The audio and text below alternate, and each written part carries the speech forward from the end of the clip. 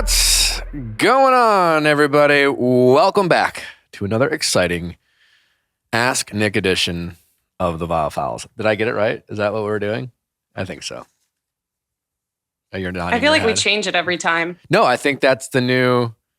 Yeah, Okay. Yes, definitely.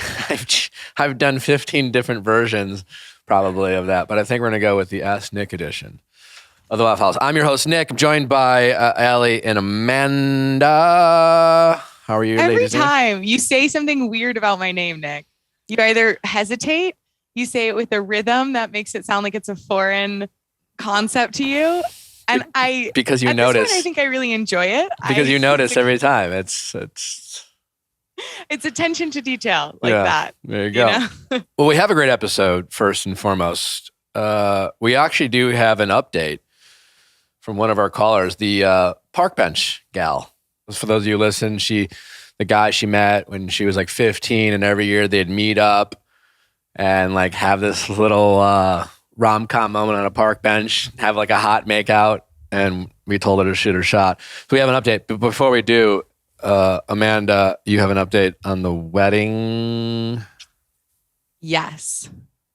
It was, first of all, such a fun wedding. Like very, very, very fun wedding. Because new girl is in the bridal party, like we drive to Sacramento early in the morning and then like go to the rehearsal dinner. And so I'm like the only one at the rehearsal dinner who does not have like an intimate relationship with the bride and groom. It was in Sacramento? Yeah, it was in Sacramento. I didn't know that. Which, okay, I'll be honest, I didn't have positive associations with Sacramento. I just sort of thought of it as the undeserving capital of California.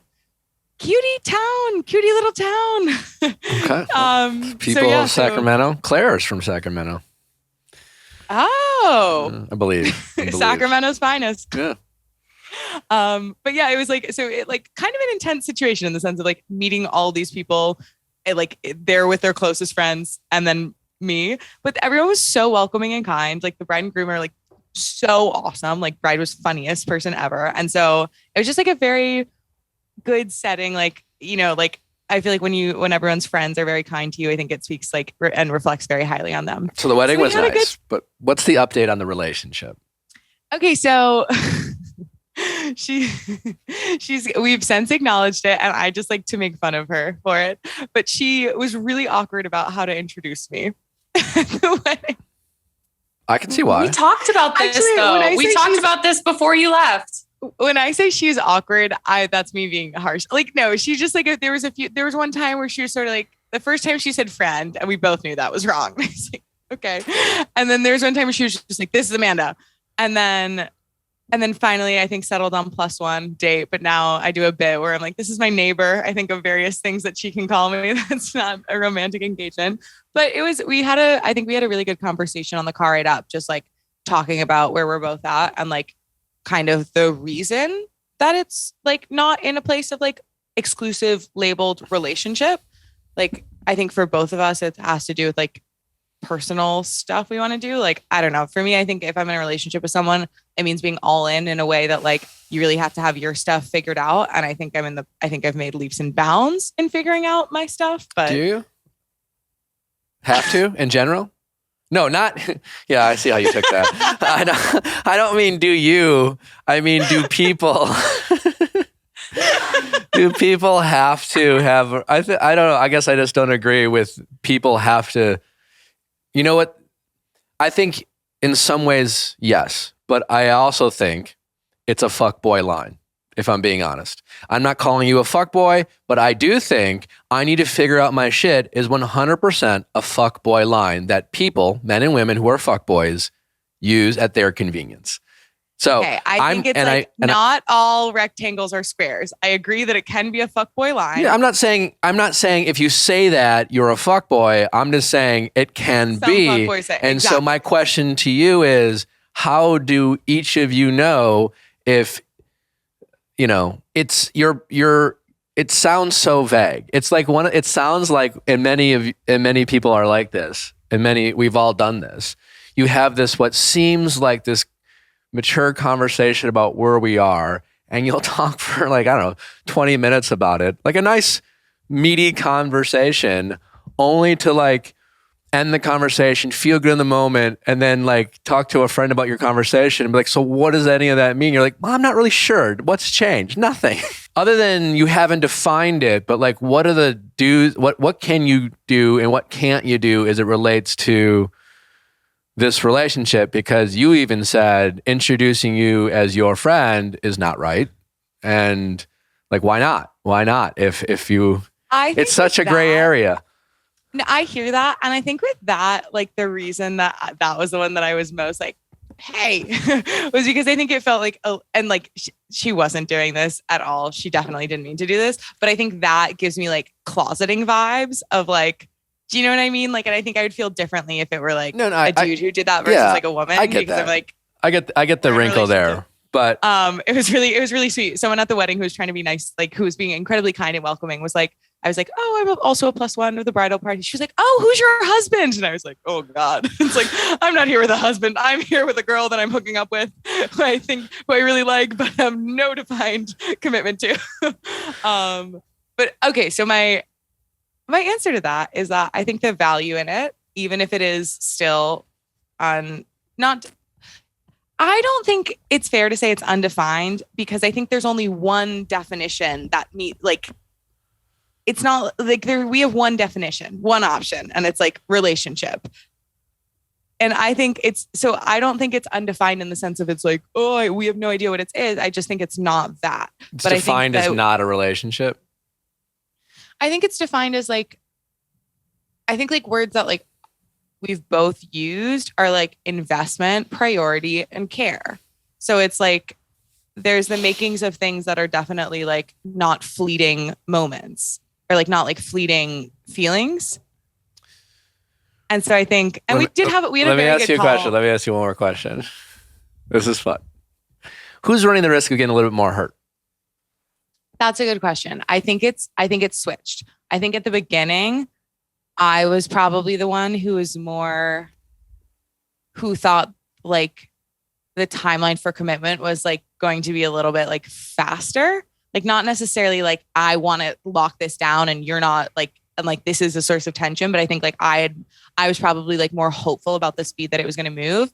And then I think since then it's just like kind of switched, just because as I like, when I came back for like from Christmas, I just like ended up doing a lot of like work on like kind of trying to get myself going the way I want to be going. And so I don't know. I'll ask her and see what she says. Right, cool. I think it would depend on who, and I think at this stage, whoever ended it, the other person would probably feel like that. Like, I think it's pretty equal right now. Although she has said there have been a few times where she's thought I've been disinterested. And I'm like, what? No. So.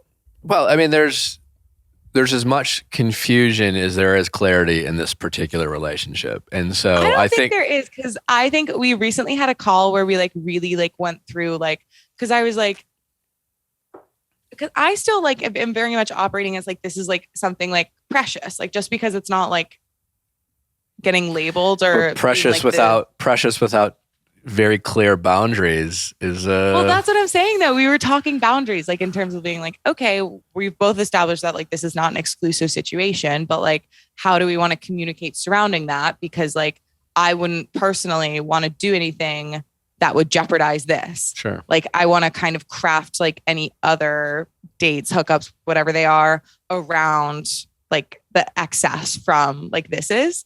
And so we had like a, like kind of, it's like, I don't know. I think it's like people think of it as really uncomfortable, but I think it's just like confrontational, being like, okay, like, do we want to talk about it? Like, and ironically, 2 queer women settled on a don't ask, don't tell policy where it's like, we're not going to tell the other person if they don't ask, but if they do ask, we do tell. Okay.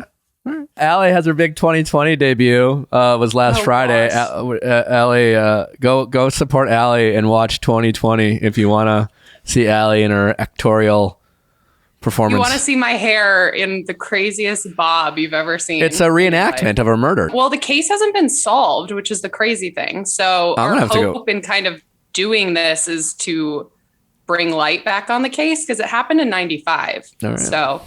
You know what would make a really good TV show is an actress who is in a reenactment and then becomes obsessed with the case and then solves it herself. We should write that, Allie. I had this like weird fear that whoever, was obsessed with Jody and went after Jody would watch this documentary and be like, oh my God, she looks just like her, and be like immaculate recreation of Jody. No. Just like come find me in LA and stalk me. Don't get murdered, Allie. I'm going to try not to. All right. We have a quick update from our, what does she call herself? Park bench bench girl. Anyway, Christmas time. It's a sad update. It's a sad update. She wrote in. You can tell even though her response, you can tell like she loves the romance, the story of it all. I think she's romantic. She writes, "This is the way the story ends. Not with a bang, but with a whimper. I texted him to set up a time to meet, and he didn't reply. I double text because it was odd not to hear from him, and then he didn't reply to that either. It's comedic. No answer is a ton of information, and it's enough for me to understand that it isn't it. I'm embarrassed it took me so long to see past the fantasy, and that the ending of this story is a literal ghost of 10 Christmas past." Huh? So poetic. Moving forward, he'll serve as a blueprint for how I want to feel around someone in the future, and a reminder not to get deceived by rose-colored glasses. The skeptics win this battle, but hopefully romance will one day win the war. Until then, I'll continue to say la vie in rose. Oh my God. She should be on Sex and the City. That's maybe her problem. I think she's being too hard on herself, though, because there is something I think so too. Very romanticized about having someone at home, having someone safe, someone you building that rapport. Like, that's always kind of the dream, right? To like have someone special at home that you kind of like it brings you back to like nostalgic times. Yeah. I don't know. And it's never been going on for 10 Christmases. Yeah, it was most likely, I mean, if you had me guess a percentage after she called, I would have been like 5%. This is going to be your guy, or some low number. I can tell you, he's got a girlfriend. Yeah. Right? And it's just like too awkward to try to like explain, because they met once a year, this one thing, and he probably didn't romanticize it as much as she did. And he met someone. And now I'm fearful. What I'm fearful of is by next Christmas, he'll be single again. And he'll reach out to her. And if she's still single, she'll get right back into that kind of unproductive Maybe she won't, cycle. though. Maybe she'll have moved on. I hope not. I hope if she's listening, she will just... But I don't know. I think this concept of like regret is interesting, because of course there's like disappointment in the moment. But I think if something brought you, like, I think if you felt a sense of romance and joy and whimsy about this thing for so much time, just because it never actualized into the thing that might have been giving you that hope, doesn't take away like all the joy it gave you over that time. It might create a lot of disappointment. I agree with all that, but like, it's like any relationship that ends, right? It's always great to like hold on to those good moments. And sometimes we, when we are heartbroken, we don't want to do that. We don't want to romanticize, because we need to get over it. So we need to focus on the negative. But hopefully with all our past relationships, we can hold on to some cherished and nice memories of the person we once loved, because that's part of our life and who we are and all those things. There's a time and a place for sweet, it. Nick. Oh, well, thanks. For this particular gentleman, I think she might need to find some new love before she should feel safe enough romanticizing about it again, for fear that if he's available again, he will reach out. Because that's the logical explanation, is he's not currently available. Well, we have a great episode for you. I guess let's get into it. Oh, don't forget to send in your questions at asknick@castme.com, cast with a K. Be sure to check out our Wednesday's episodes, especially you Ask Nick fans out there who love people's stories calling in, mediation, couples calling in, talking about their fights, problems they're having. And our Wednesday's episodes, we're doing a little bit more kind of topical events, some more pop culture discussions with our guests. So be sure to check that out. Don't forget to rate us 5 stars on Spotify and iTunes. It's super easy. We love the validation. until I think, is that it? Until I was about to say until next time, but keep listening. Watch Allie on 2020. And watch Allie on 2020. It's on Hulu. Question time with Nick. Let's ask Nick your sexy questions. How's it going? Hi, my name is Melissa. I'm 28 years old. Hi, Melissa. How can I help? Okay, so I have a little situation that has happened to me. Basically, I went to a Halloween party. It was my friend's Halloween party, and I met her brother's friend at this party. We hit it off. Things were good, and I ended up going home with him. Whose brother's friend? My friend's brother's friend. Your friend's brother's friend. Okay. Yeah. All right. Yeah. You met friend's brother's friend. You went home with him, and then what happened? Yeah, I went home with him.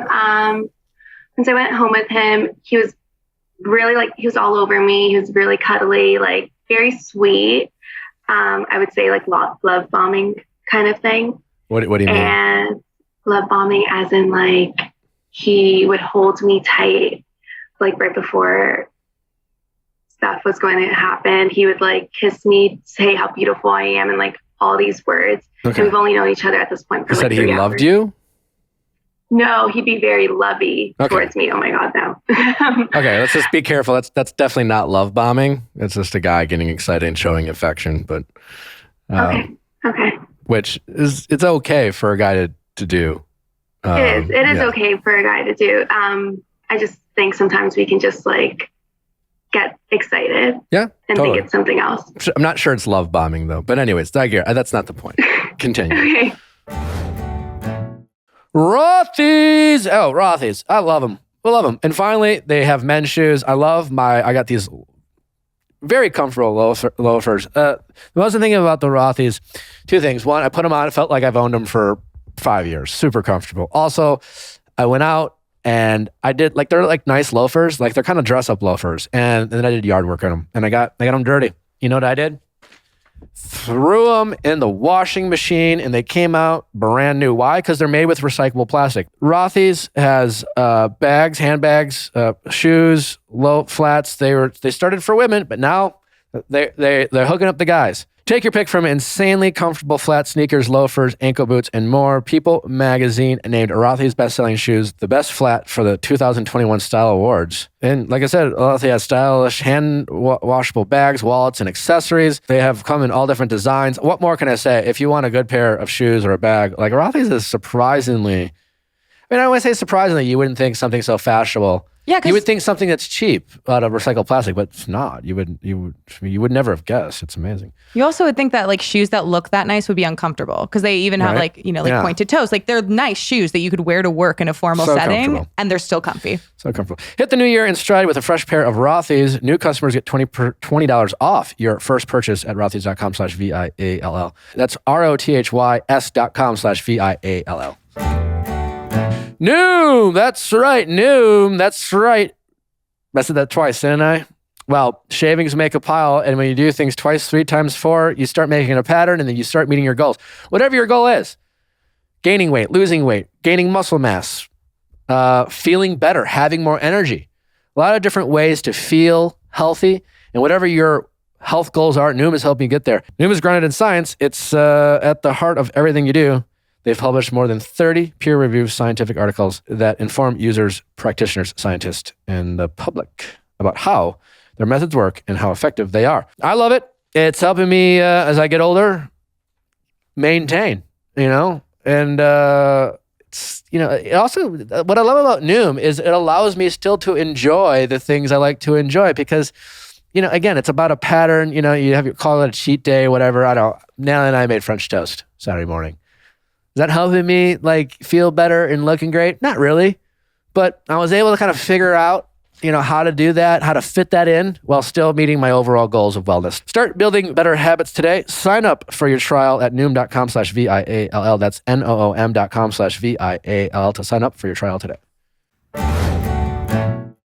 So he was being very sweet. We had sex. And then after that in the morning, he asked me to stay for the day and watch Friends. He's like, why don't we put pajamas on and watch Friends all day? And I was like, okay, that sounds great. He also lives at home, by the way, but his parents were away. So his sister was home. I came out of his room. His sister was there. Long story short, we ended up watching movies with his sister all day. So it was the three of us. And as the day went on, he started being more distant. He was like on his phone a lot. And then he brought up how he's been hurt in the past and started talking about his ex. At this point, he was single for 4 months. And he was saying how she really hurt him. And he went on and on about his ex, which made me feel a little bit uncomfortable. Yeah. But I was like, okay, I guess it's time for me to go home. He didn't want to drive me home. He said I lived too far. But Kind of a dick. I know. Then I was like, can you just take me home? I don't want to go in an Uber dressed up as a schoolgirl. And he was like, no, I'll take you home, but whatever, it's fine. Like, he was being kind of distant about it. So like you still had your Halloween costume.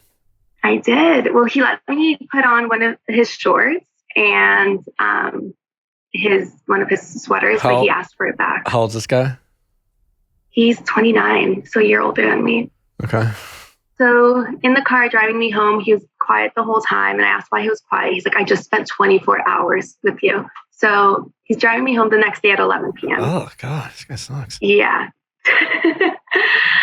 So I get home. I realize I don't want anything to do with this guy. Leave it at that. And I felt like my ego felt a little shitty. Like I felt weird. Yeah. But I was like, I'll get over this. So he called me 2 days later. Be like, hey, I just got home from work. How are you? And I was like, being very like short because I just didn't want anything from this. Mm-hmm. And I think he just kind of got the point from it. 5 weeks later, I've noticed my body being a little bit weird. Like something's off with me. So I went to go get blood work done. I went to the doctor. She was like, oh, it's probably stress from work. I'm like, I think so too, but let's check. Went to the doctor. Turns out that I was having an ectopic pregnancy. What's that? So that is when you're pregnant outside of the uterus. So Okay. So you're pregnant outside of the uterus, which is like dangerous, and it can be like life-threatening because if it grows, it's bad. So you have to go to the hospital emergency room because they need to terminate it before it gets life-threatening. I'm sorry. No, it's okay. So I went to the hospital. I got seen. They confirmed it was an ectopic pregnancy. They terminated the pregnancy. So they put these like injections in order to terminate it. It was an emotional roller coaster. Yeah, I can imagine. I did not expect any of this, especially with a stranger. Of course, knowing consequences when you have sex, but regardless, I didn't expect it to be like this. I went back and forth thinking, should I tell him? Should I not tell him? I told him the next day. I texted him and I said, I guess you didn't pull out. And then he called me right away. And what a way to let a guy know. Well, honestly, I think it's fine. There's humor in it. What are you supposed to? It's a tough situation. You don't like, you're going through a lot. You try to, I don't know. I think it's kind of funny. So anyway, so he calls you. He called you right away. He did. He called me right away, but I didn't answer because the doctors were seeing me. Yeah. So I told him I would call him back. Through the text, I think he figured out what was going on. So he was telling me, I'm so sorry. What can I do? How can I be there for you? This has never happened to me. What's going on? All of these things. I called him like 5 hours later. I told him, because I was like, hey, I want you to know exactly what happened. Yeah. And I explained what an ectopic pregnancy is and what happens and then all this stuff. And he was like, amazing. He was like, I'm going to be there for you. Do you want me to come to the hospital right now? what do you want me to bring for you? What do you need? All these things. And I was like, no, my friends are here for me. Don't worry. And he's like, let me be here for you. He's like, I'm going to make it up to you. All these things. I'm going to think about something big. What was he making up to you? Was he like him being a dick about wanting you to take an Uber?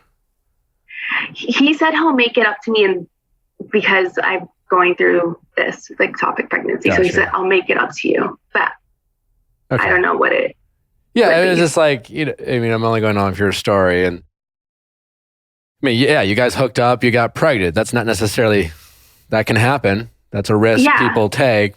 The only thing it sounds like he did wrong at this point was kind of be a dick towards the end of your 24 hours together, which, he should want to make up for that for sure. But I was curious if you thought he knew what he was saying, or was this he just trying to say and do the right thing in the moment, in an awkward I thought moment. he knew what he was saying. I assumed at least, but I'm also like pretty vulnerable at this point too. I mean, I guess he was probably fairly vulnerable in that moment too. He had some fear, Sure. didn't know what was going on, probably scared the shit out of him. Yeah. No, valid. All right, so where are we? And then what happened? I told him like how I can't like drink for a month. He's like, we'll spend time together. He's like, I don't want to do this like over the phone. Like I do want to see you and talk about this together. And I was like, yeah, like we'll figure something out. We can see each other. And he's like, okay, I'm going to check up on you every day to make sure you're okay. And I was like, okay. So at that moment, that was like good for me. Like that just felt nice Sure, yeah. to have. Especially like, I feel like it's two people that should go through the situation, not just one. The next day, I got discharged from the hospital and I texted him and told him. And then he called me and I told him how like the pregnancy is terminated and all this stuff. And he was like, okay. He was like on his way to a basketball game. I was like, yeah, it just sucks. Like, this is really hard for me right now, like emotionally and mentally. You said that and to he's you? like, I said that to him. Okay. That it's hard for me. Could you imagine if this guy was just like, this is really hard for me. I just want you to know. I was like, God, please no. No.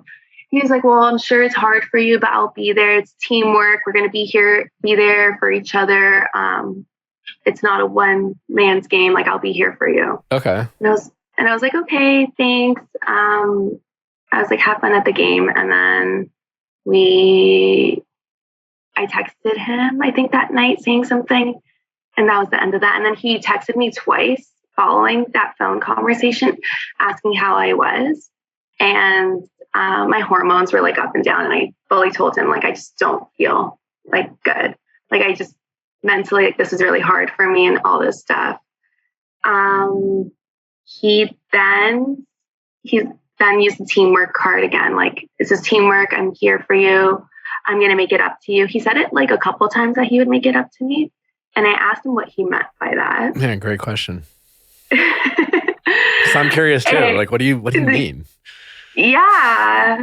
And he's like, well, clearly I can't be going because I had to go do blood work as well to make sure that the pregnancy was terminated. He's like, I wish I was the one giving the blood work.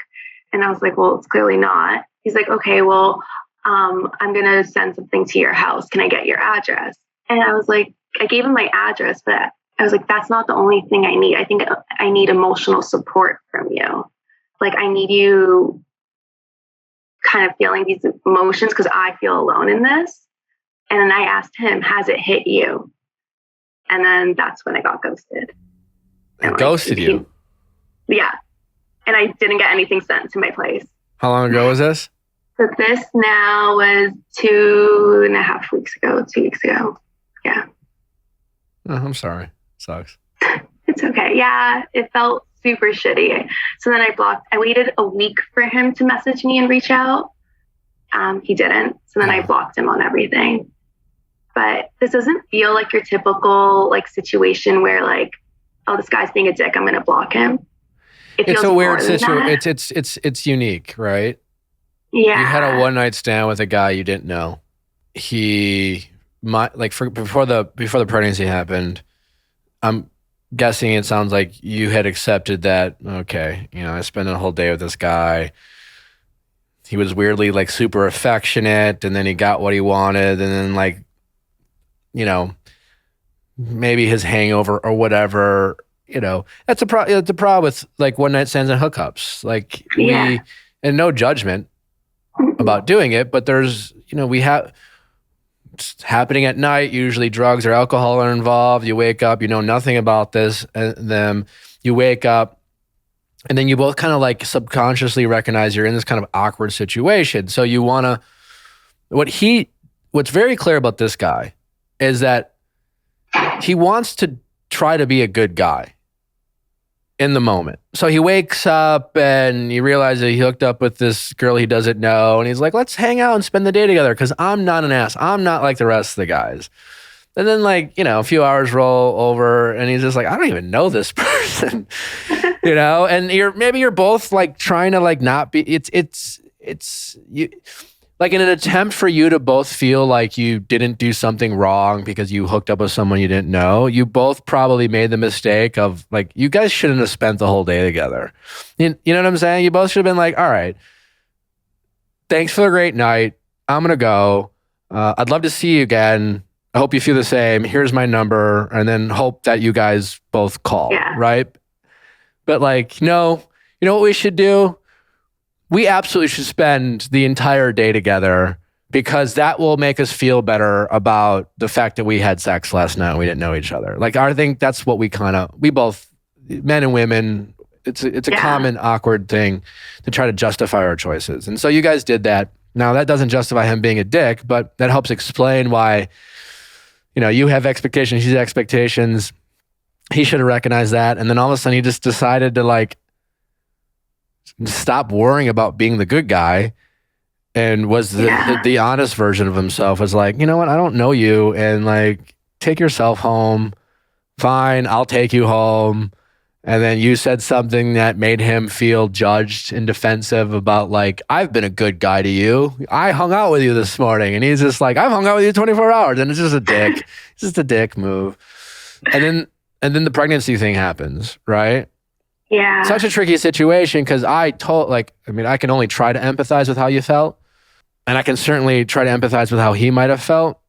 But to me, the same thing happened twice. And that is something he wasn't expecting to happen happened. The hookup, you getting pregnant. So his initial reaction was, I want to try to be and sound like a good guy.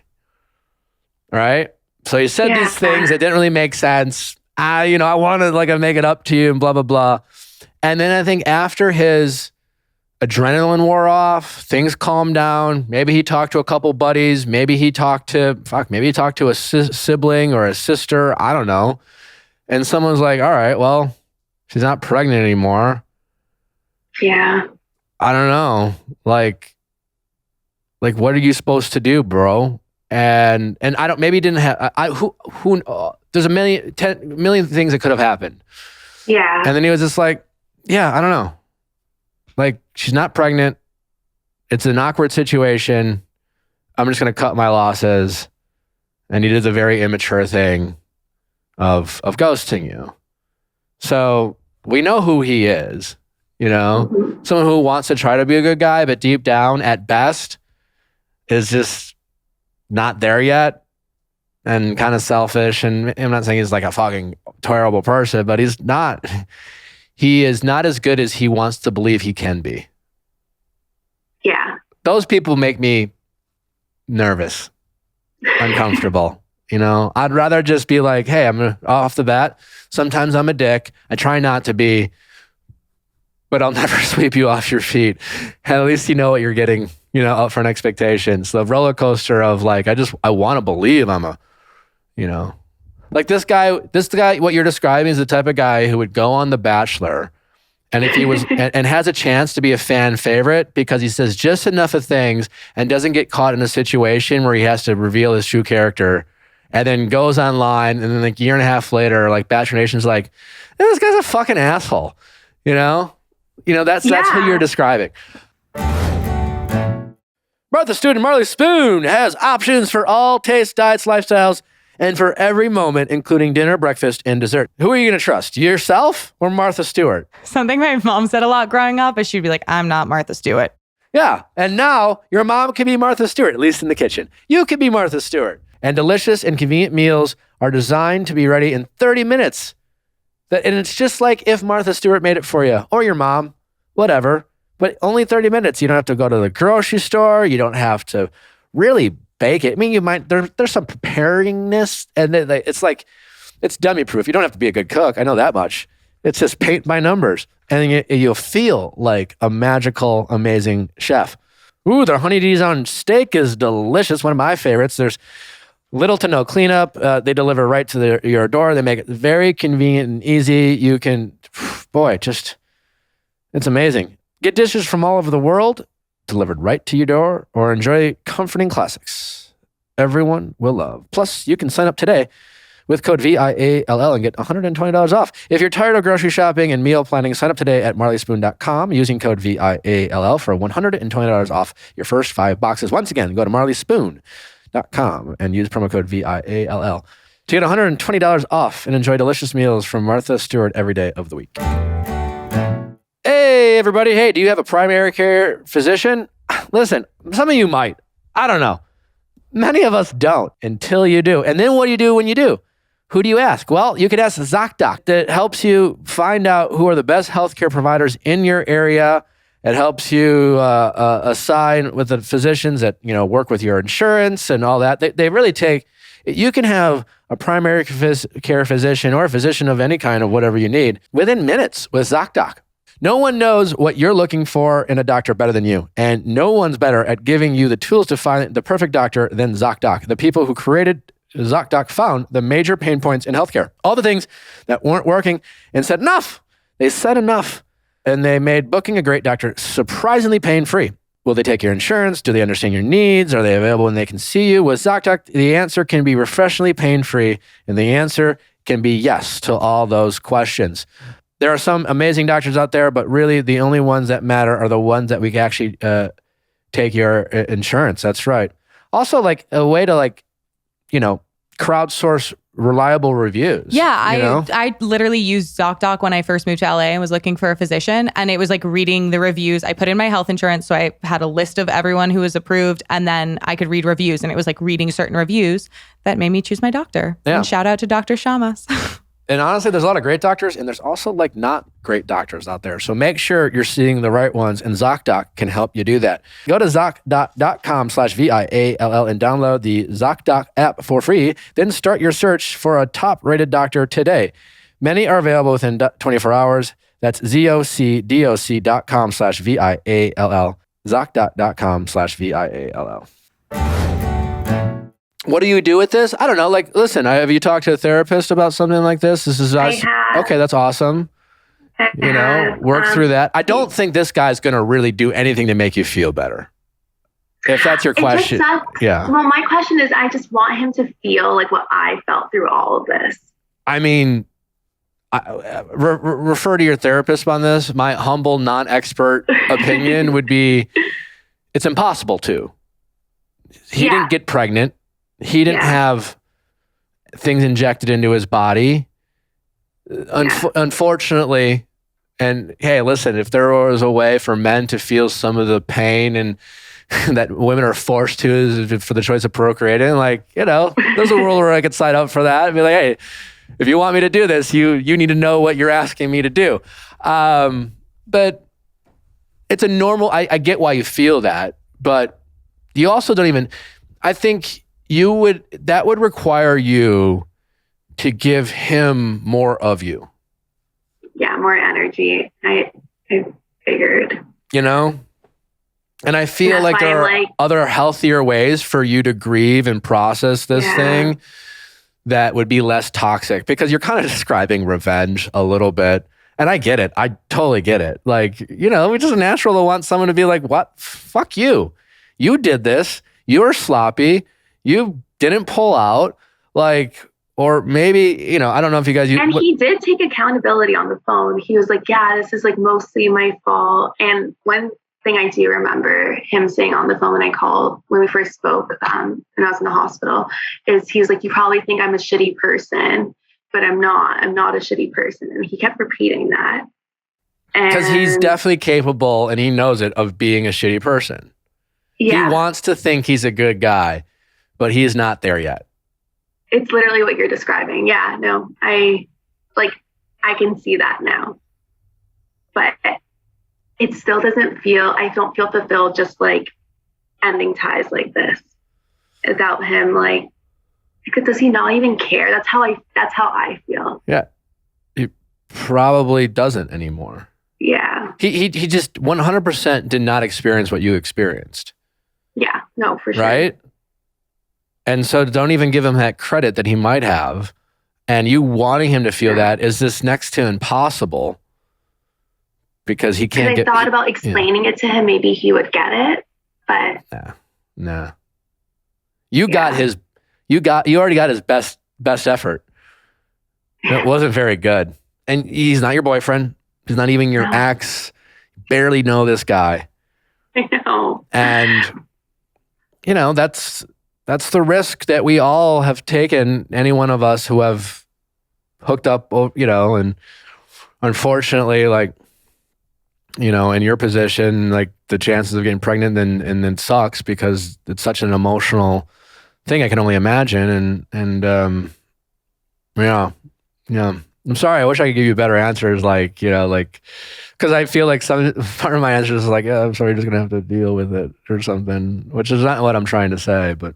No, I know, but you're saying that he's like what you said, he did the same thing twice technically. So he will probably do it again. Yeah. And then the thing is, I think we can both agree that all you really want is for him to feel some of your pain.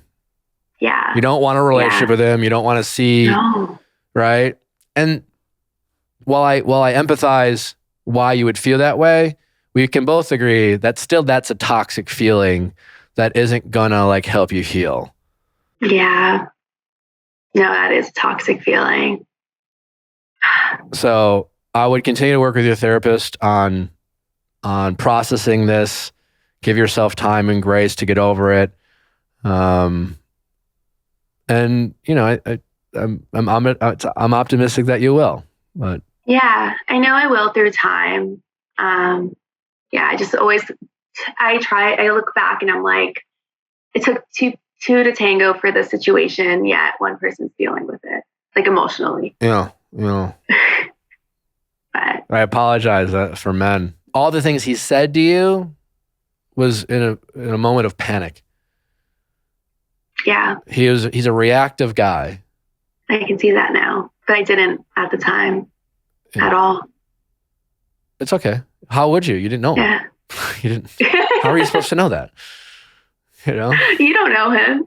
Yeah, but you are explaining to me things he said, and while I'm completely emotionally not involved and I wasn't there, I wasn't having the time of my life at a Halloween party. I wasn't dressed up as a schoolgirl, feeling all frisky, going out and having a few drinks, and like maybe wanting to kiss some guy, and then I didn't want to justify it the next day. We all can get emotionally compromised in these situations and not see things clearly, and that's why you guys call me. It's a very complicated story. Yeah, but I'll overcome it. So gotta look at it like that. All right. Well, best of luck. Well, thank you. All right, I'm sorry you're going through this. Yeah. No, I appreciate it. All right. Thanks. All right, take care. Okay. All right, bye-bye. Bye. How's it going? Good. How are you? Good. What's your name? Sarah. Hi, Sarah. How old are you? I'm 24. How can I help? So I guess I'm out of this relationship now. It's kind of confusing. But so about 6 months ago, I started this relationship after getting out of a relationship that I was in for 5 years. And it's been kind of like a whirlwind, I guess. I don't really know how else to describe it. The new one. The new one. Okay. Yeah. And why is it a whirlwind? And how long has this new relationship been going on for? So we've known each other for 6 months, but actually together 3. Okay. And why? When you say whirlwind, is that positive whirlwind or negative, or you don't even know? I mean, I would say it's confusing. I Okay. don't know how else to like describe it. Just why don't you describe it to us, and then we'll go from there. Yeah. So, I think it just started too fast. I think it was very like, we're going to be together forever and we're going to get married and have kids and like all these things within the first like couple months.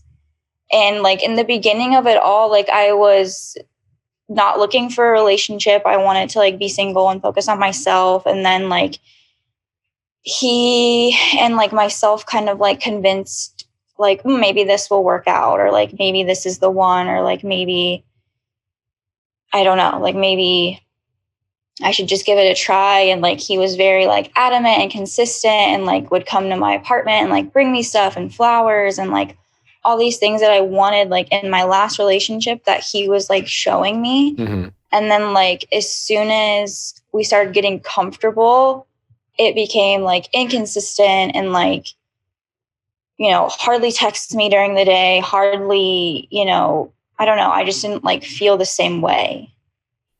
Okay, sure. And then what'd you do from there? Like what? So I like, whenever I would vocalize how I felt, it was always like a fight. Like I'm him. What would you say? Like, how would you say it to me?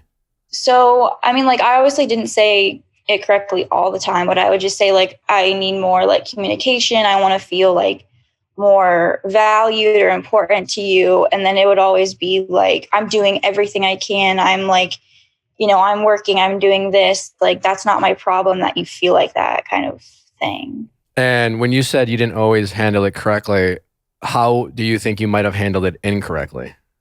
I grew up in like a household where like you're not really supposed to talk about how you feel. Okay. And so like talking about how you feel to me is like super, super uncomfortable.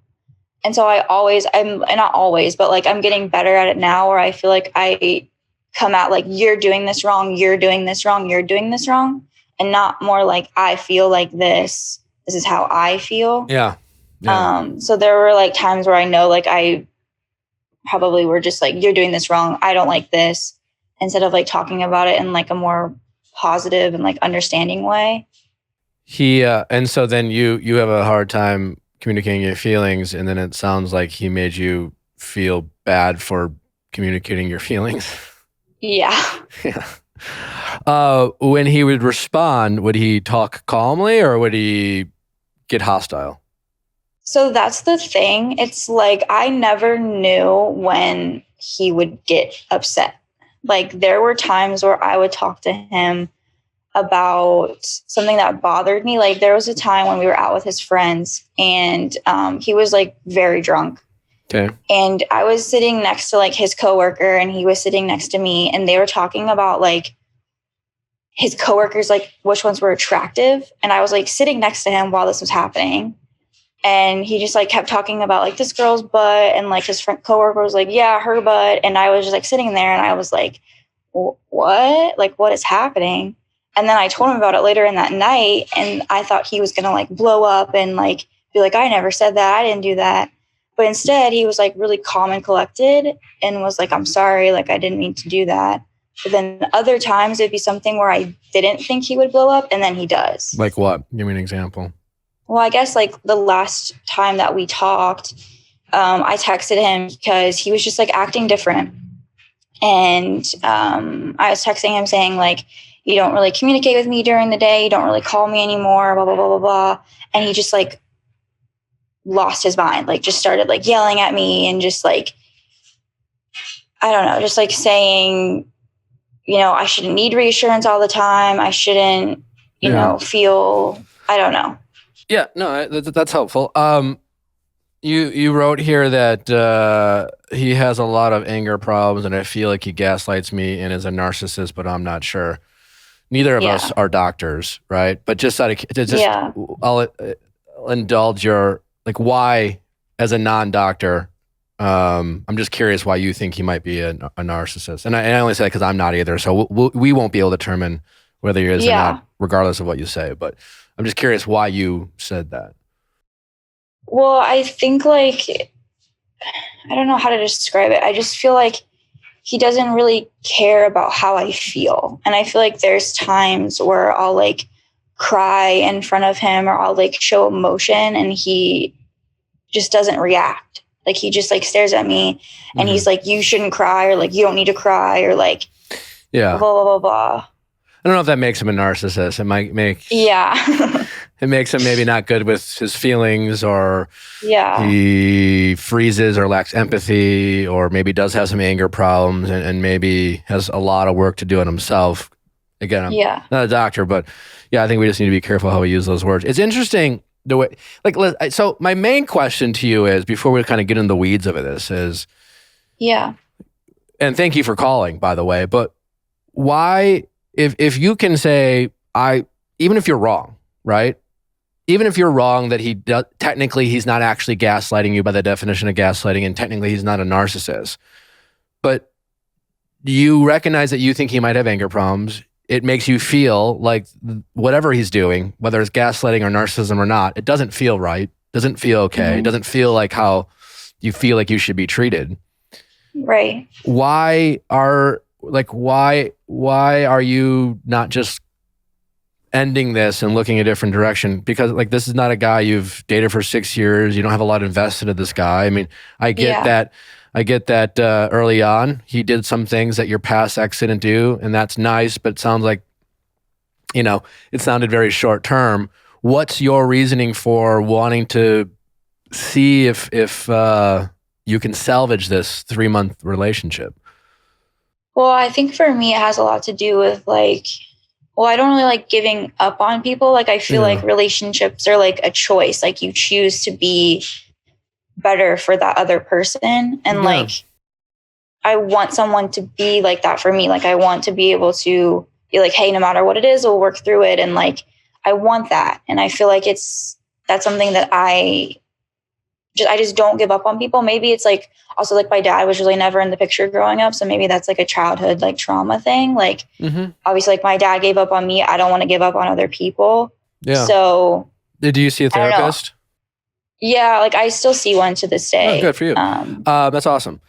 Yeah. I mean, I don't know where a therapist can answer that question. I think your reasoning makes a lot of sense. I think that's an admirable characteristic. And I think it is something that will serve you well whenever you are in an actual healthy relationship, whatever that is.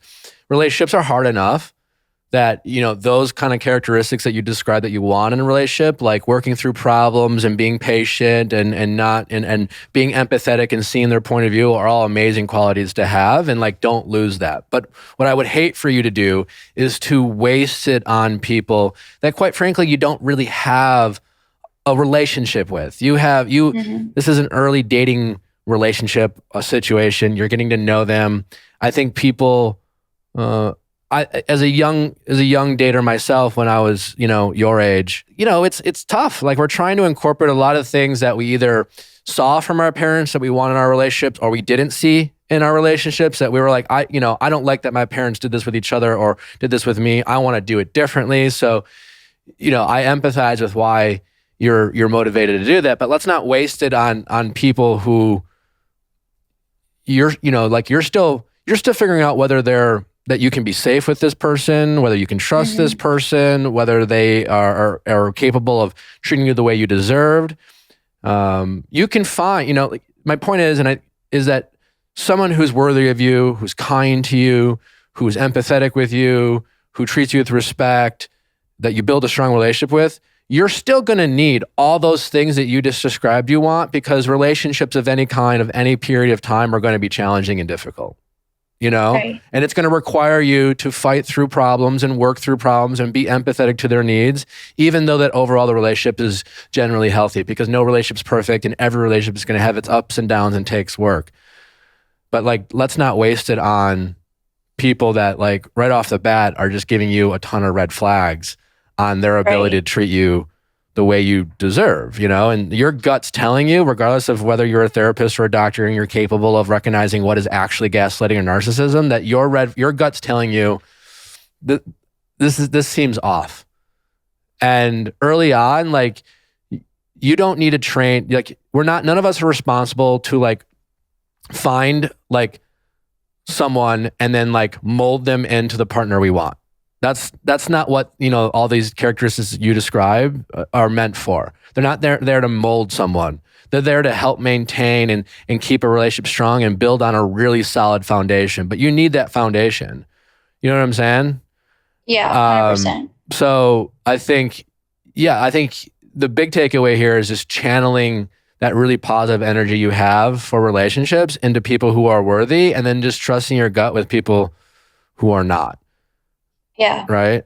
You said, like not being a doctor or a therapist, I thought some of the things were interesting because the way you're describing it, I think unfortunately you're describing a lot of young men who, for a variety of reasons, aren't good with their feelings. It's really interesting because I can make sense of why he reacted a certain way versus the other, that you're confused, right? So the first time he was doing this thing, he was objectifying women, commenting on women's bodies and around you. And you were like, why are you doing this? You asked him about it. You confronted him and he recognized it, sounded like nicely and apologized. My guess is that he's not an idiot. He recognized pretty early that he knew he was doing something wrong. He's like, what the fuck? Yeah. Why was I doing that around you? I would be mad. Mm-hmm. I can apologize for that. I'm sorry, And then the other thing is you talked about a feeling that you were having and not that he was, I'm not in any way defending him or whatever. You had the right to express your feelings, right? And this is how in early dating, we figure out, am I compatible with this person? Mm-hmm. Love languages and things like that, your expectations of what it means to be a good boyfriend or girlfriend, what you want, you just might agree to disagree, right? And I think a lot of times we are afraid to agree to disagree. And that is to like say, hey, you're all right, but like maybe not my guy, not my person. And you described a feeling, and maybe he was putting a lot of effort in, these flowers, all these things, and what he thought he should do, and like all these gestures. And he probably expected some credit. He probably expected some whatever, and eventually, maybe, and I'm sure you did or whatever, and I expect, but you said something, and you were voicing a frustration, and he didn't get it. You know what I'm saying? And instead of handling it maturely on his end to say, all right, I'm a little confused, but like, instead of talking about his feelings, right? You're like, hey, I feel this way. And he could have responded calmly and saying, well, that's a little frustrating to hear because I feel like, I guess I have, and maybe not the way you wanted to, right? But like, I feel like I have, and let me explain why. And then he talks about it, but he makes it feel like you're allowed and it's okay and safe to have your feelings. And then he expresses his feelings and you do the same and make him feel safe. And then you have like this adult conversation where you try to figure out. And usually, again, like those conversations are around like a lot of like, it's literally love languages, it's that simple. And a lot of early dating is, I'm going to love you the way I think I should love you. Because that's either the way I like to love someone, or my parents told me this is how I love someone, or I saw it on a movie. I'm going to make no effort to try to, or even think about, is this something that you like and how you love to be loved? And then we were constantly, butting heads that way. And that's my guess of why why he reacted the way he did. Now he reacted in a poor way, but I don't think it's is crazy once I hear what you're saying, because I think he's like, oh yeah, that's a shitty thing to do to objectify women. But he felt like, my guess is you were calling him out. He felt called out on something he thought he was doing right and got very defensive because he wasn't able to say, yeah, I shouldn't have done that. Right? Now he needs to learn how to talk to people, talk to women with respect, and even when he is upset and deal with it. But I feel like as far as you're concerned in this particular relationship, it's way too early to give him the benefit of the doubt and how he speaks to you. It is just not like that. I mean, do you want another 6-year relationship only to find out it's not your person? No. But investing in someone who early on shows you that they are not emotionally mature enough to like have the type of conversations we just talked about and recognize it and apologize for things that he should be able to see. You know what I'm saying? Like, everyone gets defensive from time to time, but we have to be able to like check ourselves and be like, wait, what? I'm sorry. Like I got a little triggered. I'm sorry. I shouldn't have reacted that way. I got defensive. and then they don't do it again. We all like might fuck up that way, but that's not what he's doing, Yeah. So is that helpful? I don't know. No, yeah, 100%. All right. Thank you so much. All right. Nick. Best of luck. You're going to be great. Thank you. All right. Bye-bye. All right. Bye. How's it going? Going good. My name's Emma. I'm 27. How can I help out? And my boyfriend and I have been dating for 3 years. We're going on our 4th year. And we've lived together for the past 2 years, probably 2 years, year and a half. He has a little girl, so we have a family. But we have recently ran into some issues.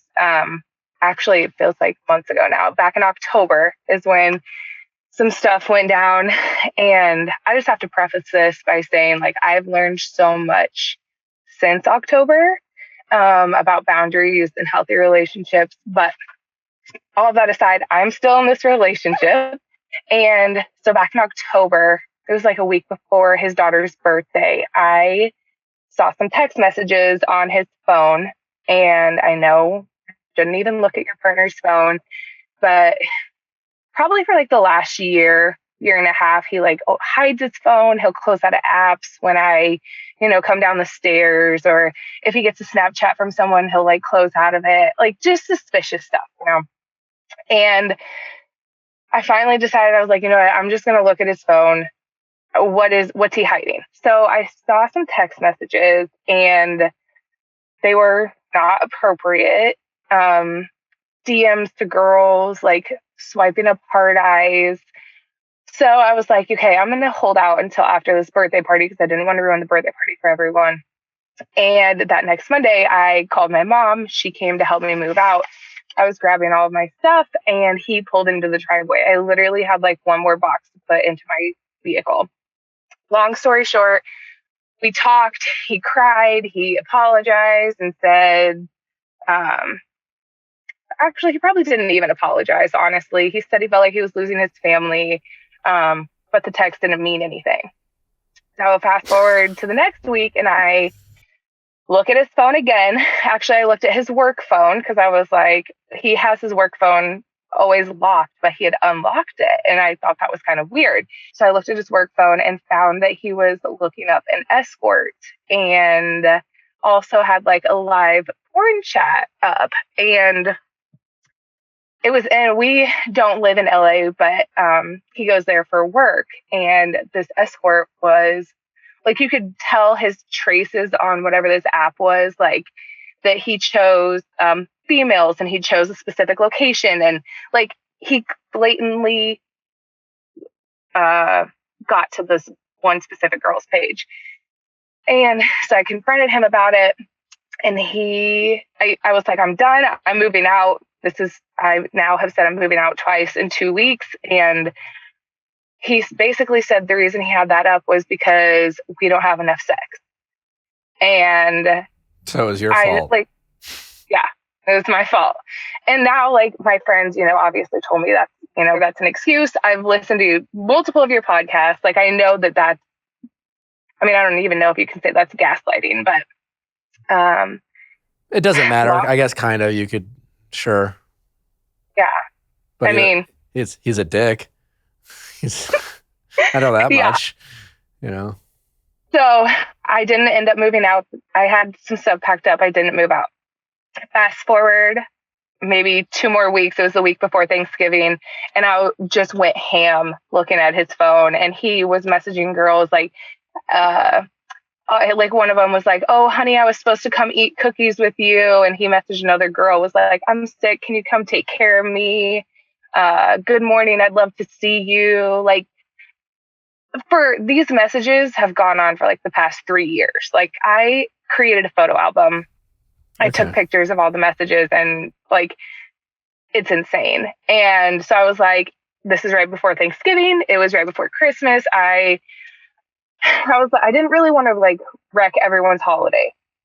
And I didn't want to be sad and alone on the holidays. So I was like, I'm just going to hang in there.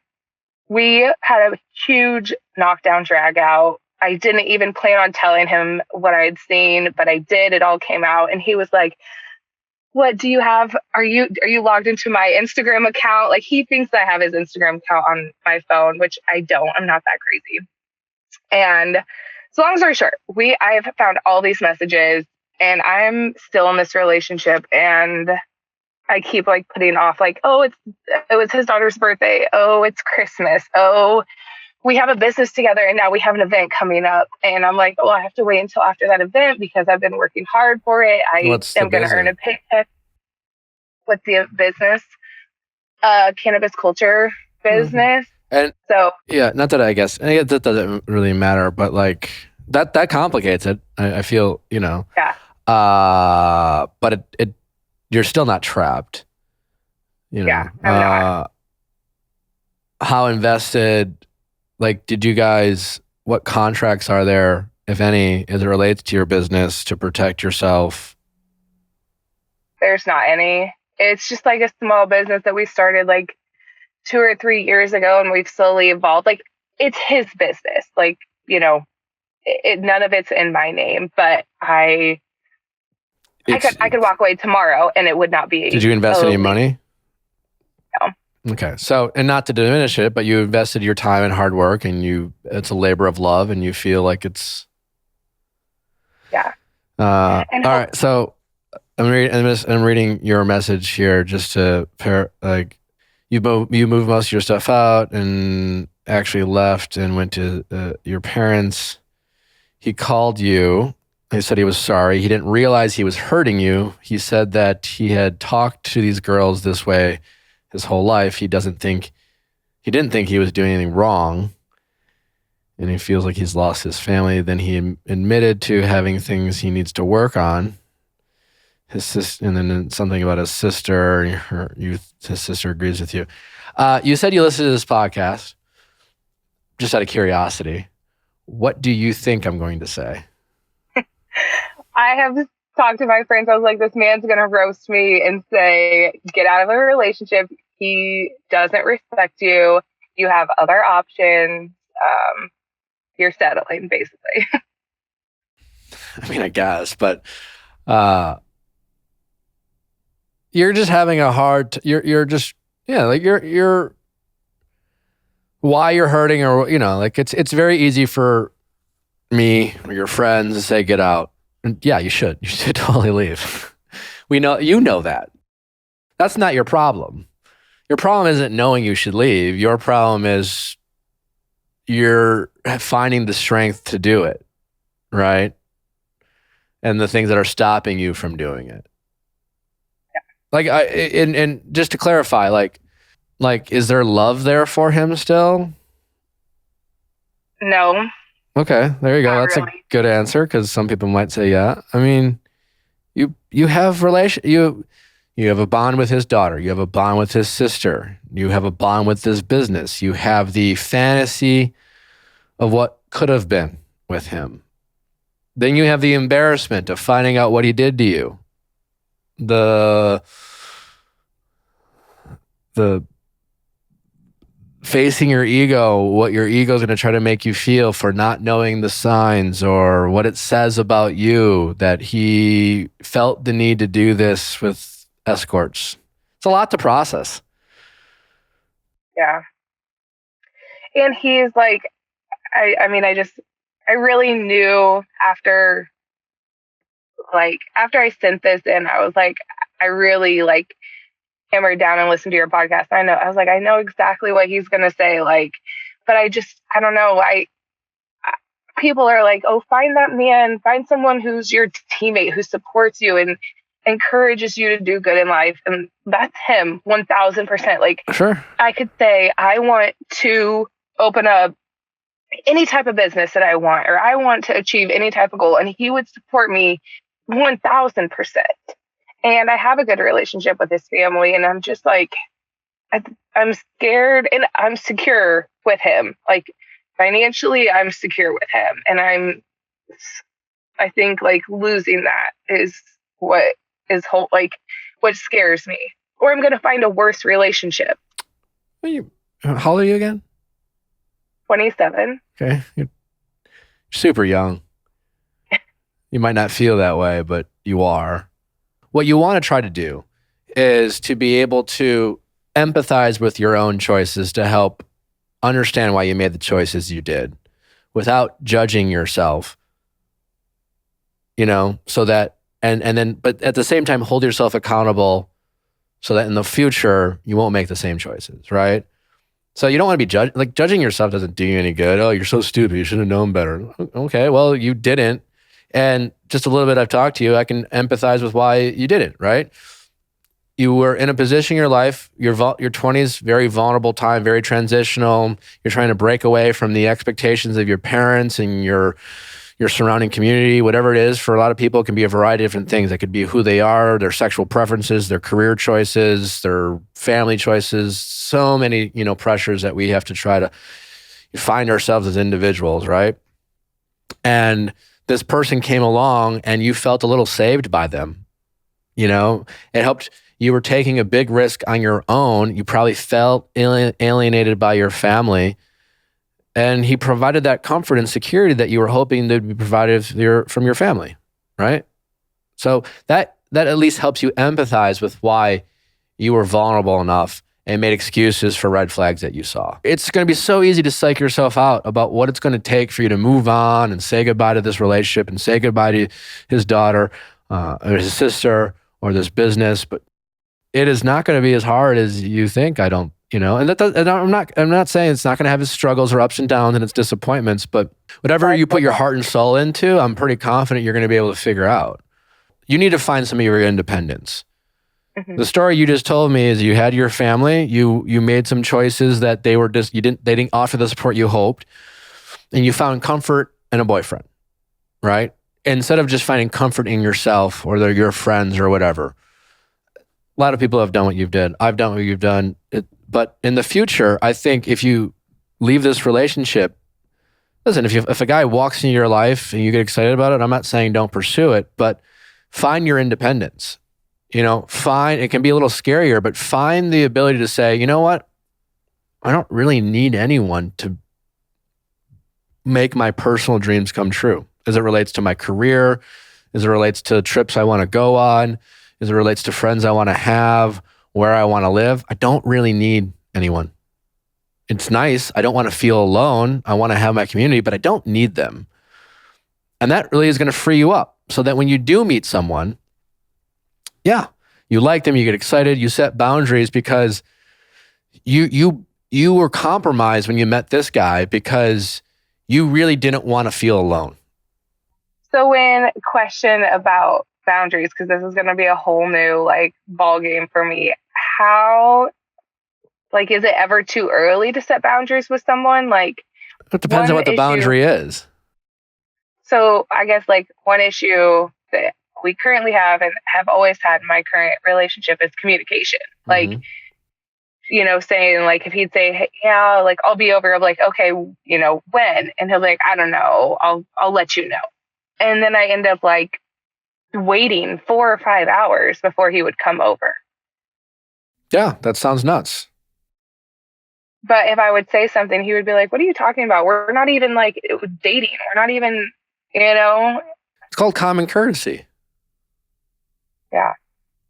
So you start dating a new guy and all of a sudden set reasonable expectations up front, The first couple of dates, you just kind of see how people engage with you. Are they excited about you or not? Do they take a while to respond? And you just let it happen because that will help you gauge their excitement level in you. And if they're really excited about you, that's cool, but that will tell you to be all right, they're really excited, so they still don't know me, so let's slow down. Or they're not excited about you. And that might tell you, well, I'm not going to chase it. He's not excited about me. Maybe he's not excited about me because it doesn't know me. But I just know that he's not super excited. So that means, he's not excited. And then he, a week later, calls you up and says, hey, what are you doing tonight? And you're just well, you have plans because it's fine. If he wants to, I'm free tomorrow, Oh, okay. Right. You change it a little bit because no guy should be able to call you the afternoon and be what are you doing tonight? I'm bored. Because he's not saying he's bored, but he is He is saying it without saying it. And that's a boundary, right? You set a boundary for yourself that I am not going to go on a date with any guy who tries to make plans with me the day of. Short of him inviting me to an event where he randomly just got these tickets to a concert I really want to go to. And so like, fuck it. Yeah, that sounds fun. But like, what are you doing tonight? I don't know. Well, do you want to get a drink?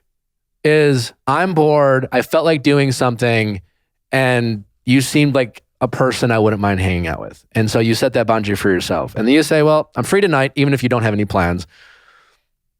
And then you say, what are you doing tomorrow? You know, you set that boundary for yourself. And then it evolves, right? Always be willing to set a boundary. And you're never crazy for setting boundaries. Yeah. I think I feel crazy because he has made me feel crazy, or like makes it seem like sure, that's a huge thing to ask, you know? Totally. But you have to take some responsibility in this particular relationship because maybe you didn't realize at the time, but you have said yes to a lot of things you know you should have said no to. You've accepted a lot of things you know you shouldn't have accepted. You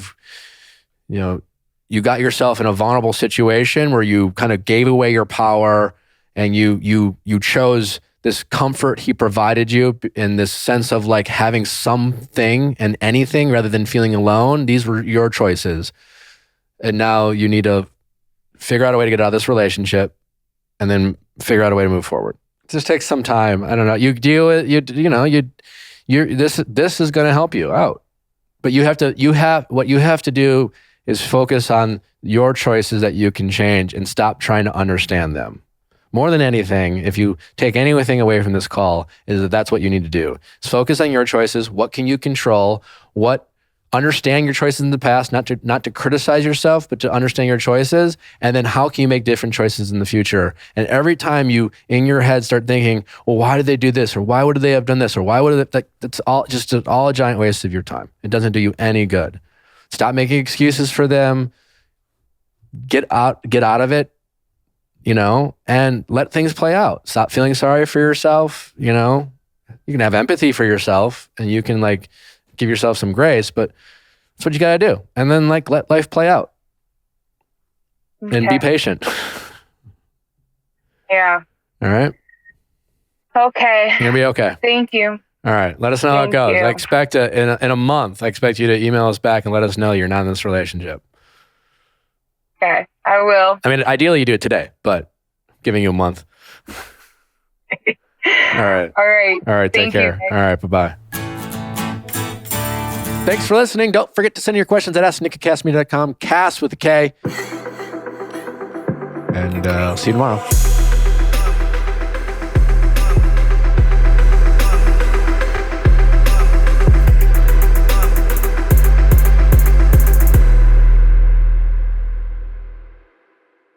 Hey guys, thanks for watching. Before you go, make sure you like, subscribe, and ring that bell so you don't miss any future videos like our Tuesday Bachelor recaps and Wednesday celebrity and expert interviews. See you next time.